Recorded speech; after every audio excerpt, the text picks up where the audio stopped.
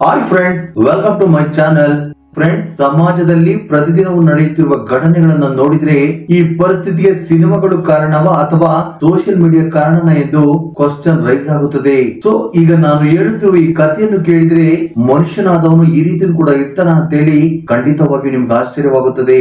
ಇನ್ನು ಸ್ಟೋರಿ ಏನಂತ ನೋಡೋದಾದ್ರೆ, ಮಧ್ಯಪ್ರದೇಶದ ಬಿಲ್ಡಾ ಎಂಬ ಗ್ರಾಮದಲ್ಲಿ ಭೈರವ್ ಸಿಂಗ್ ಶೀಲಾ ಎಂಬ ದಂಪತಿಗಳು ವ್ಯವಸಾಯ ಮಾಡುತ್ತಾ ತಮ್ಮ ಜೀವನವನ್ನು ಸಾಗಿಸುತ್ತಿದ್ದರು. ಇನ್ನು ಇವರು ಮದುವೆಯಾದ 10 ವರ್ಷಗಳಿಗೆ ಇಬ್ಬರು ಹೆಣ್ಣು ಮಕ್ಕಳು ಜನಿಸುತ್ತಾರೆ. ಅದರಲ್ಲಿ ಮೊದಲನೆಯ ಮಗಳೇ ಶೈಲು. ಓದಿನಲ್ಲಿ ಅಷ್ಟಕಷ್ಟೇ ಇದ್ದ ಈಕೆ ತಾನು 8ನೇ ತರಗತಿ ಓದುತ್ತಿರುವಾಗ ಸುಮಿತ್ ಎಂಬ ಕಾರ್ಪೆಂಟರ್ ಹುಡುಗನ ಜೊತೆ ಪರಿಚಯವಾಗಿ ಆ ಪರಿಚಯ ನಿಧಾನವಾಗಿ ಆತ್ಮೀಯವಾಗಿ ಆ ನಂತರ ಇವರಿಬ್ಬರು ಪ್ರೀತಿಯಲ್ಲಿ ಬೀಳುತ್ತಾರೆ. ಇನ್ನು ಇವರ ಕುಟುಂಬಗಳಲ್ಲಿ ಇವರ ಪ್ರೀತಿಯ ಬಗ್ಗೆ ಗೊತ್ತಾಗಿ ಒಪ್ಪಿಕೊಳ್ಳದೆ ಇದ್ದಾಗ ಇಬ್ಬರು ಓಡಿ ಹೋಗಿ ಮದುವೆ ಮಾಡಿಕೊಂಡು ಒಂದಾಗುತ್ತಾರೆ. ಅಂದಿನಿಂದ ಶೈಲು ತಂದೆ ತಾಯಿಗಳು ಶೈಲು ಬಗ್ಗೆ ತಲೆ ಕೆಡಿಸಿಕೊಳ್ಳುವುದನ್ನೇ ನಿಲ್ಲಿಸುತ್ತಾರೆ. ಇನ್ನು ಈ ಸಂದರ್ಭದಲ್ಲಿಯೇ ಶೈಲು ಮತ್ತು ಸುಮಿತ್ ನಮಗೆ ಗಂಡು ಮಗು ಆದ್ರೆ ನಮ್ಮ ಕುಟುಂಬದವರು ನಮ್ಮ ಜೊತೆ ಮತ್ತೆ ಸೇರುತ್ತಾರೆ ಅಂದುಕೊಳ್ಳುತ್ತಾರೆ. ಅಂದಿನಿಂದ ಇವರಿಬ್ಬರು ಮಗುವಿಗೆ ಜನ್ಮ ನೀಡಬೇಕೆಂದು ಹಗಲು ರಾತ್ರಿ ಟೈಮ್ ಸ್ಪೆಂಡ್ ಮಾಡುತ್ತಾ ಎಷ್ಟೇ ಪ್ರಯತ್ನ ಮಾಡಿದ್ರು ಕೂಡ ಯಾವುದೇ ರೀತಿ ಪ್ರಯೋಜನವಾಗುವುದಿಲ್ಲ. ಇದು ಹೀಗಿರುವಾಗ ಆ ಊರಿನ ದೇವಸ್ಥಾನದ ಪೂಜಾರಿಯಾಗಿರುವ 50 ವರ್ಷದ ಭವಿಷ್ಯ ಜೊತೆ ಪೂಜೆ ಮಾಡಿಸಿದರೆ ಮಕ್ಕಳಾಗುತ್ತವೆ ಎಂದು ಆ ಊರಿನಲ್ಲಿರುವ ಒಬ್ಬ ಯಜಮಾನಿ ಶೈಲುಗೆ ಹೇಳಿದ್ದರಿಂದ ಮಾರನೇ ದಿನ ಗಂಡ ಹೆಂಡತಿ ಇಬ್ಬರು ಸೇರಿಕೊಂಡು ಆ ಪೂಜಾರಿಯನ್ನ ಭೇಟಿಯಾಗುವುದಕ್ಕೆ ಹೋಗುತ್ತಾರೆ. ಇನ್ನು ಇವರ ಸಮಸ್ಯೆಯನ್ನು ಅರ್ಥ ಮಾಡಿಕೊಂಡ ಆ ಪೂಜಾರಿ, ದೋಷವೆಲ್ಲವೂ ಶೈಲು ಹತ್ತಿರನೇ ಇದೆ, ಆಕೆ ಕೈಯಿಂದ ಪೂಜೆ ಮಾಡಿಸಿದರೆ ಮಕ್ಕಳಾಗುತ್ತವೆ, ಇದಕ್ಕೋಸ್ಕರ ಶೈಲು ಮಾತ್ರನೇ 30 ದಿನಗಳ ಕಾಲ ಸಾಯಂಕಾಲದ ಸಮಯದಲ್ಲಿ ಅಲ್ಲಿಗೆ ಬರಬೇಕೆಂದು ಹೇಳಿದ್ದರಿಂದ ಅದಕ್ಕೆ ಗಂಡ ಹೆಂಡತಿ ಇಬ್ಬರು ಕೂಡ ಒಪ್ಪಿಕೊಳ್ಳುತ್ತಾರೆ. ಹೀಗೆ ಮಾರನೇ ದಿನ ಸಾಯಂಕಾಲ ಶೈಲು ಪೂಜಾರಿ ಬಳಿಗೆ ಹೋದಾಗ ಭಕ್ತರೆಲ್ಲರನ್ನು ಹೊರಗಡೆ ಕಳಿಸಿದ ಭವಿಷ್ ಶೈಲುನ ಕರೆದುಕೊಂಡು ಪಕ್ಕದಲ್ಲಿರುವ ರೂಮ್ಗೆ ಹೋಗುತ್ತಾನೆ. ಇನ್ನು ಶೈಲು ರೂಮ್ಗೆ ಹೋದ ತಕ್ಷಣ ಭವಿಷ್ ಅವಳನ್ನ ಮುಟ್ಟಬಾರದ ಜಾಗದಲ್ಲಿ ಮುಟ್ಟುತ್ತಾ ಅವಳ ಪ್ರೈವೇಟ್ ಭಾಗಕ್ಕೆ ಪೂಜೆ ಮಾಡುವುದಕ್ಕೆ ಶುರು ಮಾಡುತ್ತಾನೆ. ಇನ್ನು ಅರೆಯ ವಯಸ್ಸಿನಲ್ಲಿರುವ ಶೈಲುಗೆ ಈ ರೀತಿ ಮಾಡಿದ್ದರಿಂದ ಆಕೆಗೆ ತನ್ನ ಕೋರಿಕೆಗಳನ್ನ ಕಂಟ್ರೋಲ್ ಮಾಡಿಕೊಳ್ಳುವುದಕ್ಕೆ ಆಗುವುದಿಲ್ಲ. ಆದ್ರೂ ಕೂಡ ಭವಿಷ್ ಆತುರ ಬೀಳದೆ ನಾಳೆ ಬಾ ಅಂತೇಳಿ ವಾಪಸ್ ಕಳಿಸುತ್ತಾನೆ. ಇನ್ನು ಮನೆಗೆ ಬಂದ ಶೈಲು ಭವಿಷ್ ಜೊತೆ ಕಳೆದ ಸಮಯವನ್ನು ನೆನಪು ಮಾಡಿಕೊಂಡು ಆಗಾಗ ಅವನ ಬಗ್ಗೆನೇ ಆಲೋಚನೆ ಮಾಡುತ್ತಿದ್ದಳು. ಇನ್ನು ಮಾಮೂಲಿಯಾಗಿ ಮಾರನೇ ದಿನ ಸಾಯಂಕಾಲ ಪೂಜೆಗೋಸ್ಕರವಾದ ಶೈಲು ಆಕೆಯ ಬಟ್ಟೆಗಳನ್ನು ತೆಗೆದು ಹಾಕಿ ಭವಿಷ್ ಆಕೆಯ ಪ್ರೈವೇಟ್ ಭಾಗವನ್ನು ಪೂಜೆ ಮಾಡುತ್ತಿರುವಾಗ ಕಂಟ್ರೋಲ್ ಕಳೆದುಕೊಂಡ ಶೈಲು ಭವಿಷ್ ನನ್ನ ಗಟ್ಟಿಯಾಗಿ ತಪ್ಪಿಕೊಳ್ಳುತ್ತಾಳೆ. ಇನ್ನು ಈ ಸಮಯಕ್ಕೋಸ್ಕರ ವೇಟ್ ಮಾಡುತ್ತಿದ್ದ ಭವಿಷ್ ಶೈಲು ಜೊತೆ ಏಕಾಂತವಾಗಿ ಕಳೆಯುವುದಕ್ಕೆ ಶುರು ಮಾಡುತ್ತಾನೆ. ಈ ರೀತಿಯಾಗಿ ಭವಿಷ್ ಪೂಜೆಯ ನೆಪದಲ್ಲಿ 30 ದಿನಗಳ ಕಾಲ ಶೈಲು ಜೊತೆ ಲೈಂಗಿಕ ಸಂಪರ್ಕವನ್ನು ಹೊಂದಿದರೂ ಕೂಡ ಯಾವುದೇ ರೀತಿಯ ಪ್ರಯೋಜನವಾಗುವುದಿಲ್ಲ. ಇದರಿಂದ ಶೈಲುಳ ಗಂಡ ಪೂಜೆಯಿಂದ ಯಾವುದೇ ರೀತಿ ಪ್ರಯೋಜನವಿಲ್ಲ, ಯಾರಾದ್ರೂ ಒಳ್ಳೆಯ ಡಾಕ್ಟರ್ಗೆ ತೋರಿಸೋಣ, ಇನ್ನು ಮುಂದೆ ಪೂಜೆಗೆ ಹೋಗುವುದು ಬೇಡ ಎಂದು ಶೈಲು ಹೋಗುವುದನ್ನು ತಡೆಯುತ್ತಾನೆ. ಇನ್ನು ಪೂಜಾರಿ ಶೈಲು ಜೊತೆ ಮಾತ್ರವಲ್ಲದೆ ಊರಿನ ಕೆಲವು ಹೆಣ್ಣು ಮಕ್ಕಳೊಂದಿಗೆ ಇದೇ ರೀತಿ ನಡೆದುಕೊಳ್ಳುತ್ತಾ ಕೆಲವು ಮಂದಿ ಹೆಣ್ಣು ಮಕ್ಕಳನ್ನು ಪ್ರೆಗ್ನೆಂಟ್ ಮಾಡುತ್ತಾ ನಿಮ್ಮ ಗಂಡಂದಿರಿಂದಲೇ ಪ್ರೆಗ್ನೆಂಟ್ ಆಗಿದ್ದೀರಾ ಎಂದು ನಂಬಿಸುತ್ತಿದ್ದನು. ಈ ಪೂಜೆಯಿಂದಲೇ ನಿಮಗೆ ಮಕ್ಕಳಾಗಿದೆ ಎಂದು ಎಲ್ಲರನ್ನು ನಂಬಿಸುತ್ತಿದ್ದನು. ಇನ್ನು ಶೈಲು ಮತ್ತು ಆಕೆಯ ಗಂಡ ಡಾಕ್ಟರ್ ಅನ್ನು ಭೇಟಿಯಾದಾಗ ಅವರನ್ನು ಚೆಕ್ ಮಾಡಿದ ಡಾಕ್ಟರ್ ಟೆಸ್ಟ್ ಮಾಡಿ ಯಾವುದೇ ರೀತಿಯ ಸಮಸ್ಯೆ ಇಲ್ಲ ಎಂದು ಹೇಳಿ ಇಬ್ಬರಿಗೂ ಕೆಲವು ಮೆಡಿಸಿನ್ ಅನ್ನ ಯೂಸ್ ಮಾಡಿ ಎಂದು ಹೇಳಿ ಅಲ್ಲಿಂದ ಕಳಿಸುತ್ತಾರೆ. ಇನ್ನು ಅಂದಿನಿಂದ ಎಲ್ಲವೂ ಚೆನ್ನಾಗಿ ನಡೆಯುತ್ತಿರುವ ಸಮಯದಲ್ಲಿ ವಿನಯ್ ಎಂಬ 27 ವರ್ಷದ ಹುಡುಗ ಶೈಲು ಊರಿಗೆ ಟೀಚರ್ ಆಗಿ ಬರುತ್ತಾನೆ. ಇನ್ನು ಅಷ್ಟೊತ್ತಿಗಾಗಲೇ ಅವನಿಗೆ ಮೀನಾ ಎಂಬ ಹುಡುಗಿ ಜೊತೆ ಮದುವೆ ಆಗಿ 3 ವರ್ಷಗಳಾಗಿದ್ದರೂ ಮಕ್ಕಳು ಮಾತ್ರ ಆಗಿರುವುದಿಲ್ಲ. ಇನ್ನು ಈ ಸಂದರ್ಭದಲ್ಲಿಯೇ ವಿನಯ್ ಶೈಲು ಮನೆಯ ಪಕ್ಕದಲ್ಲಿಯೇ ಒಂದು ಮನೆಯನ್ನು ಬಾಡಿಗೆಗೆ ತೆಗೆದುಕೊಂಡು ಅಲ್ಲೇ ಸೆಟ್ಲ್ ಆಗುತ್ತಾನೆ. ಈ ರೀತಿಯಾಗಿ ಅವನಿಗೆ ಏನಾದ್ರೂ ಬೇಕು ಅಂದ್ರೆ ಶೈಲುನೇ ಕೊಡುತ್ತಿದ್ದಳು. ಈ ಸಂದರ್ಭದಲ್ಲಿಯೇ ವಿನಯ್ ಕಣ್ಣು ಶೈಲು ಮೇಲೆ ಬೀಳುತ್ತದೆ.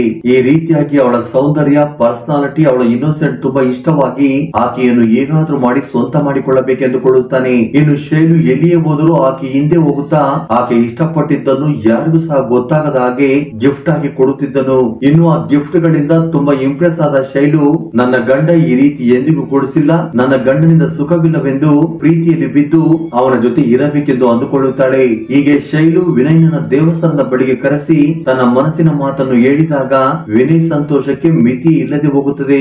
ಇನ್ನು ಇವರು ಏಕಾಂತವಾಗಿ ಕಳೆಯಬೇಕು ಬೇಕು ಅಂದ್ರೆ ಮನೆಯ ಹತ್ತಿರ ಇದ್ರೆ ಆಗೋದಿಲ್ಲ ಅಂತೇಳಿ ತಮ್ಮ ಮನೆಯಿಂದ ಸ್ವಲ್ಪ ದೂರದಲ್ಲಿರುವ ಪೊದೆಯಲ್ಲಿ ಮೀಟ್ ಮಾಡುತ್ತಾ ತಮ್ಮ ಕೋರಿಕೆಗಳನ್ನು ತೀರಿಸಿಕೊಳ್ಳುತ್ತಿದ್ದರು. ಹೀಗೆ ಒಂದು ಸಾರಿ ವಿನಯ್ ಮತ್ತು ಶೈಲು ಪೊದೆಯಿಂದ ಆಚೆ ಬರುತ್ತಿರುವಾಗ ಅವರನ್ನು ನೋಡಿದ ಪೂಜಾರಿ ಇವರಿಬ್ಬರ ಮೇಲೆ ಡೌಟ್ ಬರುತ್ತದೆ. ಹೀಗೆ ಮಧ್ಯಾಹ್ನದ ಸಮಯದಲ್ಲಿ ಇವರಿಬ್ಬರು ಇಲ್ಲಿಗೆ ಬಂದಿದ್ದರು ಎಂದು ಅವರಿಬ್ಬರ ಮೇಲೆ ಕಣ್ಣಿಡುತ್ತಾನೆ. ಇನ್ನು ಇದೇ ರೀತಿ ಮಾರದಿನ ಮಧ್ಯಾಹ್ನದ ಸಮಯದಲ್ಲಿ ವಿನಯ್ ಮತ್ತು ಶೈಲು ಆ ಪೊದೆ ಒಳಗಡೆ ಹೋಗುವುದನ್ನು ನೋಡಿ ಸ್ವಲ್ಪ ಸಮಯದ ನಂತರ ಅಲ್ಲಿಗೆ ಹೋಗಿ ನೋಡಿದಾಗ ಅವರಿಬ್ಬರನ್ನು ನೋಡಲಾಗದ ಸ್ಥಿತಿಯಲ್ಲಿ ನೋಡಿ ಶಾಕ್ ಆಗುತ್ತಾನೆ. ಹೀಗೆ ತಾನು ಎಷ್ಟೇ ಕರೆದರೂ ಬರದ ಶೈಲು ಒಬ್ಬ ಟೀಚರ್ ಕರೆದ ಎಂದು ಹೋಗಿದ್ದನ್ನು ಕಂಡು ಆ ಪೂಜಾರಿ ಸಹಿಸಲಾಗದೆ ಹೋಗುತ್ತಾನೆ. ಇನ್ನು ಏನು ಮಾಡಬೇಕೆಂದು ಅರ್ಥವಾಗದ ಪರಿಸ್ಥಿತಿಯಲ್ಲಿರುವಾಗ ವಿನಯನ ಹೆಂಡತಿ ಮೀನಾ ನನ್ನ ಗಂಡ ನನ್ನ ಬಗ್ಗೆ ತಲೆ ಕೆಡಿಸಿಕೊಳ್ಳುತ್ತಿಲ್ಲ, ಅಷ್ಟೇ ಅಲ್ಲದೆ ಆಗಾಗ ನನ್ನ ಜೊತೆ ಜಗಳವಾಡುತ್ತಿರುತ್ತಾನೆ ಎಂದು ಹೇಳಿದ್ದರಿಂದ ಆಗ ಪಕ್ಕದ ಮನೆ ಮಹಿಳೆ ಈ ಊರಿನಲ್ಲಿರುವ ಪೂಜಾರಿಯ ಹತ್ತಿರ ನಿನ್ನ ಗಂಡನ ಫೋಟೋಗೆ ಪೂಜೆ ಮಾಡಿಸಿದರೆ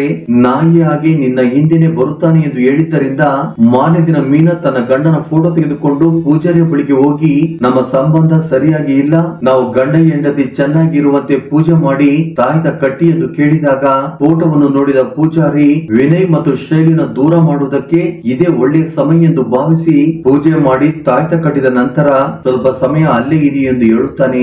ಈ ರೀತಿಯಾಗಿ ಅಲ್ಲಿಗೆ ಬಂದ ಭಕ್ತರೆಲ್ಲರೂ ಹೋದ ನಂತರ ಪೂಜಾರಿ ಮೀನನನ್ನು ಕರೆದು ನಿನ್ನ ಗಂಡ ಒಬ್ಬ ಮಹಿಳೆಯ ಜೊತೆ ಅಕ್ರಮ ಸಂಬಂಧ ಇಟ್ಟುಕೊಂಡಿದ್ದಾನೆ, ಆಕೆಯ ಜೊತೆ ಸೇರುವುದರಿಂದಲೇ ನಿನ್ನನ್ನು ದೂರ ಇಟ್ಟಿದ್ದಾನೆ ಎಂದು ಹೇಳಿದ್ದರಿಂದ ಮೊದಲು ಮೀನಾ ಪೂಜಾರಿಯ ಮಾತನ್ನು ನಂಬದೇ ಇದ್ರು ದಿನ ದಿನಕ್ಕೂ ತನ್ನ ಗಂಡನಲ್ಲಿ ಬದಲಾವಣೆಗಳು ಆಗಿದ್ದರಿಂದ ಪೂಜಾರಿ ಹೇಳಿರುವುದು ನಿಜವಿರಬಹುದು ಎಂದು ನಂಬುತ್ತಾಳೆ. ಆಗ ಕೋಪದಲ್ಲಿ ಮನೆಗೆ ಬಂದ ಮೀನಾ ತನ್ನ ಗಂಡ ಸಾಯಂಕಾಲ ಮನೆಗೆ ಬಂದ ತಕ್ಷಣ ಅವನು ನಡೆಸುತ್ತಿರುವ ವ್ಯವಹಾರದ ಬಗ್ಗೆ ಉಗಿದು ಉಪ್ಪಾಕುತ್ತಾ ನಾನು ನಿನಗೆ ಏನು ಕಮ್ಮಿ ಮಾಡಿದ್ದೇನೆ, ನನಗೆ ಈ ರೀತಿ ಮೋಸ ಮಾಡಿದೆ ಎಂದು ಕೂಗಾಡಿದಾಗ ಶಾಕ್ ಆದ ವಿನಯ್ ನನಗೆ ಯಾರ ಜೊತೆಯೂ ಕೂಡ ಸಂಬಂಧವಿಲ್ಲ, ಯಾರು ನನ್ನ ಬಗ್ಗೆ ಸುಳ್ಳು ಹೇಳಿದ್ದಾರೆ ಎಂದು ಆಕೆಯ ತಲೆ ಮೇಲೆ ಕೈ ಇಟ್ಟು ಆಣೆ ಮಾಡಿದ್ದರಿಂದ ಮೀನಾ ತನ್ನ ಗಂಡನ ಮೇಲಿರುವ ನಂಬಿಕೆಯಿಂದ ಪೂಜಾರಿ ಈ ಮಾತನ್ನ ಹೇಳಿದ್ದು ಎಂದು ಹೇಳಿದಾಗ ವಿನಯ್ಗೆ ಪೂರ್ತಿಯಾಗಿ ಅರ್ಥವಾಗುತ್ತದೆ.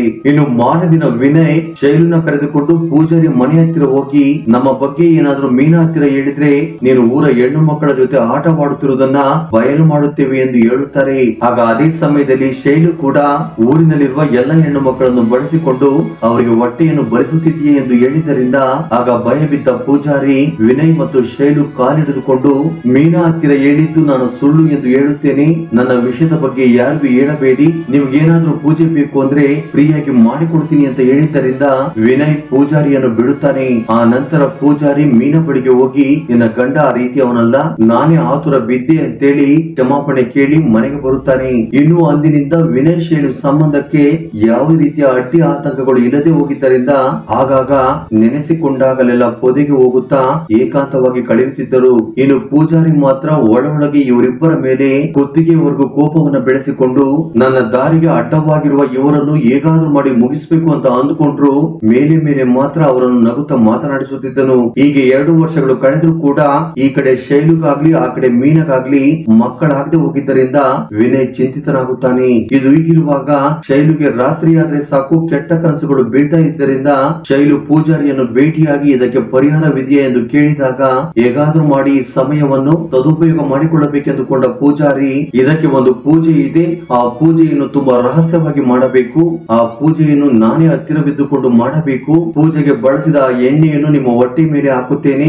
ಆಗ ಮಂತ್ರಗಳನ್ನು ಜಪಿಸುತ್ತೇನೆ, ಆಗ ನೀವಿಬ್ಬರು ಮೈ ಮೇಲೆ ಒಂದು ದೊಡ್ಡ ಬಟ್ಟೆ ಇಲ್ಲದೆ ಪೂಜೆಯನ್ನ ಮಾಡಬೇಕು, ಆಗ ನಿಮ್ಮ ಕಷ್ಟಗಳು ಪರಿಹಾರವಾಗಿ ನಿಮಗೆ ಮಕ್ಕಳು ಆಗುತ್ತವೆ ಎಂದು ಹೇಳಿದಾಗ ವಿನಯ್ ಶೈಲು ಪೂಜೆಯನ್ನು ಈ ರೀತಿ ಕೂಡ ಮಾಡ್ತಾರ ಅಂತೇಳಿ ಆಲೋಚನೆ ಮಾಡದೆ ಮಕ್ಕಳು ಬೇಕು ಎಂಬ ಆತುರದಿಂದ ಪೂಜಾರಿಯನ್ನು ಕುರುಡರಂತೆ ನಂಬುತ್ತಾರೆ. ಹೀಗೆ ಪೂಜಾರಿ ನಾನು ಹೇಳಿದ ಸ್ಥಳಕ್ಕೆ ಯಾರಿಗೂ ಗೊತ್ತಾಗದ ಹಾಗೆ ಬನ್ನಿ ಎಂದು ಹೇಳಿ ಅಲ್ಲಿಂದ ಹೊರಟು ಹೋಗುತ್ತಾನೆ.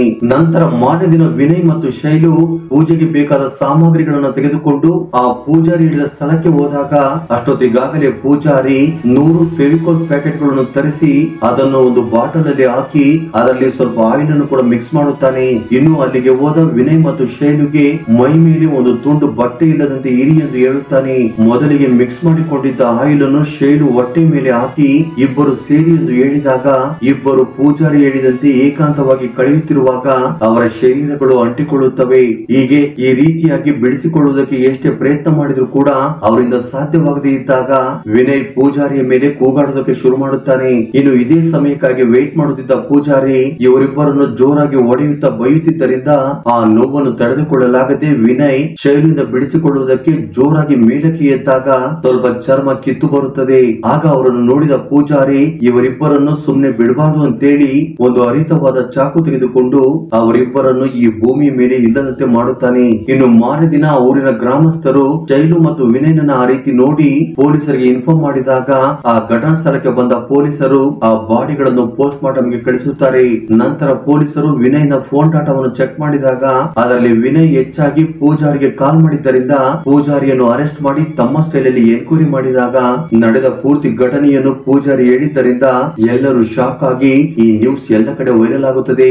ಇನ್ನು ಪೂಜಾರಿ ಮೇಲೆ ಕೇಸನ್ನು ಫೈಲ್ ಮಾಡಿದ ಪೊಲೀಸರು ಅವನನ್ನು ಕೋರ್ಟ್ಗೆ ಪ್ರೊಡ್ಯೂಸ್ ಮಾಡಿದಾಗ ಕೋರ್ಟ್ ಅವನಿಗೆ 20 ವರ್ಷಗಳ ಕಾಲ ಕಠಿಣ ಕಾರಾಗೃಹ ಶಿಕ್ಷೆಯನ್ನು ವಿಧಿಸುತ್ತದೆ. ಫ್ರೆಂಡ್ಸ್, ಈ ಇನ್ಸಿಡೆಂಟ್ ನಲ್ಲಿ ತಪ್ಪು ಯಾರು ಎಂದು ನೀವು ಅಂದುಕೊಳ್ಳುತ್ತಿದ್ದೀರೋ ನಿಮ್ಮ ಅಭಿಪ್ರಾಯ ಅನಿಸಿಕೆಗಳನ್ನು ಕಮೆಂಟ್ ಬಾಕ್ಸ್ ಅಲ್ಲಿ ಕಮೆಂಟ್ ಮಾಡಿ. ಹಾಗೆ ಈ ವಿಡಿಯೋ ನಿಮಗೆ ಇಷ್ಟವಾಗಿದ್ದರೆ ದಯವಿಟ್ಟು ಲೈಕ್ ನೀಡುವುದನ್ನು ಮರೆಯಬೇಡಿ. Thank you for watching.